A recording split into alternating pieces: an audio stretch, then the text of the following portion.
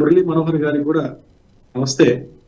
అయితే రఘు గారు, ఇప్పుడు సరే, ఇప్పుడు రాజకీయ జీవితంలో ఎవరైతే ప్రజాక్షేత్రంలో ఉంటారో వాళ్ళందరూ కూడా తప్పకుండా వాళ్ళ యొక్క పారదర్శకతను, జవాబుదారీతనానికి కట్టుబడి ఉండాలి.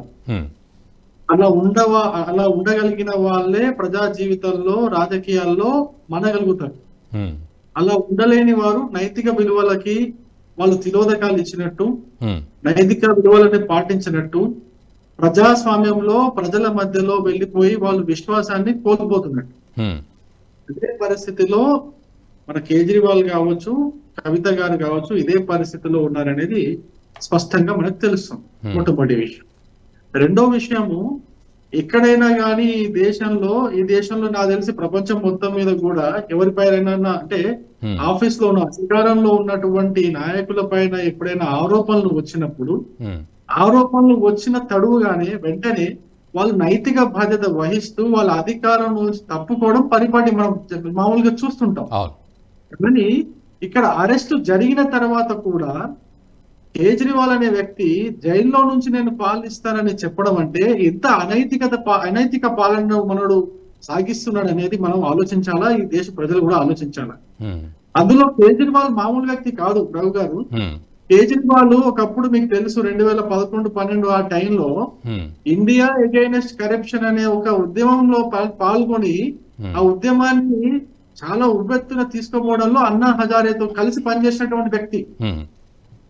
ఆ ఇండియా అగైనెస్ట్ కరప్షన్ లో పనిచేస్తూ ఇప్పుడు ఉన్నటువంటి పార్టీలు, ఇప్పుడు ఈయన ఉన్నటువంటి అలయన్స్ లో ఉన్నటువంటి పార్టీల పైన దుమ్మెత్తి పోసి వాళ్ళందరూ కూడా అప్పట్లోనే అవినీతి పాలన చేశారు, 100 కోట్ల స్కాములు చేశారు, ఈ దేశంలో లోక్పాల్ రావాలి, అసలు సిస్టమ్ లో ఎట్టి పరిస్థితుల్లో అవినీతి జరగకుండా చూడాలి అని పోరాటాలు చేసి అప్పట్లో ఉన్నటువంటి ఆ ప్రభుత్వాలకి వ్యతిరేకంగా పోరాడి ఆ ప్రభుత్వాలు పడిపోయేటట్టుగా కొంచెమన్నా ఇన్ఫ్లుయెన్స్ చేసినటువంటి వ్యక్తి.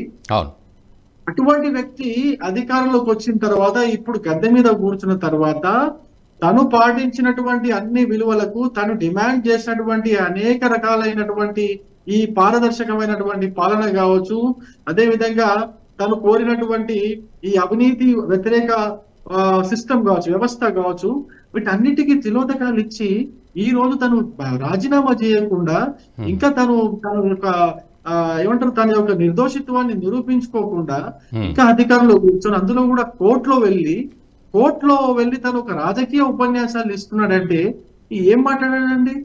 అంటే నేనేమంటున్నా, కేజ్రీవాల్ అనే వ్యక్తి, ఒక కేజ్రీవాల్ పైన మనకు కనిపిస్తున్న వ్యక్తి, దాని యొక్క రూట్స్, దాని యొక్క వేర్లు, అంటే కేజ్రీవాల్ వెనుకున్నటువంటి అనేక సంస్థలు ఎవరైతే పనిచేస్తున్నారో ఆ రూట్స్ అనేవి చాలా విశాలంగా వైడ్ స్ప్రెడ్ అయి ఉన్నాయనేది మాత్రం మనకు స్పష్టంగా తెలుస్తుంది. అంటే రవికుమార్ గారు, ఎట్లా మీరు అనేది రూట్స్ అని అంటున్నారు కదా, సో అంటే అది ఎలా అర్థం చేసుకోవాలి మనం?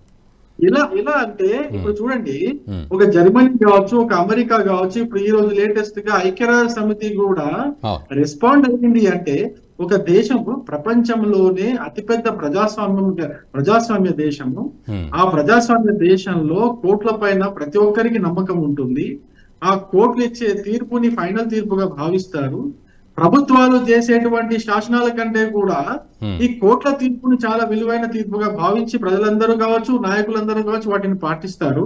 అటువంటి కోర్టులు ఈ యొక్క విచారణ సాగిస్తున్న తరుణంలో బయటి దేశాల నుంచి ఈయనకు మద్దతుగా మాట్లాడుతున్నారంటే ఈయన యొక్క రూట్స్, ఆయన యొక్క వేలు ఎక్కడి దాకా విస్తరించాలని మనం ఆలోచించాలి. దానికి బలం చేకూర్చే విధంగా మొన్న ఖలిస్తానీ ఉగ్రవాది పన్ను మాట్లాడిన మాటలు కూడా మనం దాన్ని ఒక పరిగణలోకి తీసుకుంటే మనకి ఈ విషయం చాలా స్పష్టంగా అర్థమవుతుంది. మీకు తెలుసు, బయటి శక్తులు భారతదేశాన్ని విచ్ఛిన్నం చేసే ఆలోచనలో ఉన్నటువంటి శక్తులు, అదొక జార్జ్ సోరస్ కావచ్చు, జాషువా ప్రాజెక్ట్ లాంటి వాళ్ళు కావచ్చు, ఇంకా పాకిస్తాన్ కేంద్రంగా పనిచేస్తున్నటువంటి వాళ్ళు కావచ్చు, కెనడా కేంద్రంగా పనిచేస్తున్నటువంటి వాళ్ళు కావచ్చు, చైనా కేంద్రంగా పనిచేస్తున్నటువంటి వాళ్ళు కావచ్చు, వీళ్ళందరూ కూడా భారతదేశం యొక్క విచ్ఛిన్నానికి ఎదురు చూస్తున్నారు. వాళ్ళు అనేక కుట్రలు పన్నుతున్నారు. వీళ్ళందరి చేతుల్లో కేజ్రీవాల్ అనేటువంటి వ్యక్తి ఒక కీలుబొమ్మగా మారాడా అనిపిస్తుంది. ఈ యొక్క భారతదేశంలో ఈ యొక్క వ్యవస్థల్ని భ్రష్టు పట్టించి భారతదేశం యొక్క ఉన్నతమైన విలువల్ని చాలా రాసి వీళ్ళ చేతిలో కీంపొమ్మగా తయారయ్యి భారతదేశం యొక్క విచ్ఛిన్నానికి కారకుడు అవుతున్నాడేమో అనిపిస్తుంది. ఈ విషయం నేను పన్ను మాట్లాడిన తర్వాత నాకు అంతర్లీనంగా అర్థమవుతున్నటువంటి విషయము. ఎందుకంటే ఖలిస్తానీ తీవ్రవాదుల దగ్గర డబ్బు తీసుకున్న విషయం వాళ్ళే కన్ఫర్మ్ చేశారు, వాళ్ళే స్పష్టం చేశారు. లేకపోతే ఆమ్ ఆద్మీ అనే ఒక పార్టీ ఇంత తొందరగా చూడండి, మేము భారతీయ జనతా పార్టీ అంతకుముందు జనసంఘ్ ఒక 70 సంవత్సరాలుగా పోరాటం చేస్తుంటే మేము మొన్న అధికారంలోకి వస్తున్నాం. మేము ఎన్ని సంవత్సరాలు పోరాటం చేసిన తర్వాత కొన్ని రాష్ట్రాల్లో అయితే ఇప్పటికీ కూడా అధికారంలో రాలేకపోయాము. చాలా రాష్ట్రాల్లో ఇప్పటి వరకు అధికారంలో లేము మేము.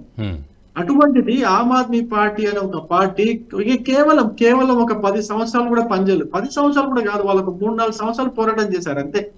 ఆ 3-4 సంవత్సరాలు చేసిన పోరాట ఫలితంగా వాళ్ళు అధికారంలోకి వచ్చారంటే అది చాలా చాలా లోతుగా విశ్లేషించాల్సినటువంటి విషయం అండి. లోతుగా విశ్లేషించాల్సినటువంటి విషయం. వెళ్ళాలనేది కూడా చూడాలి మనం.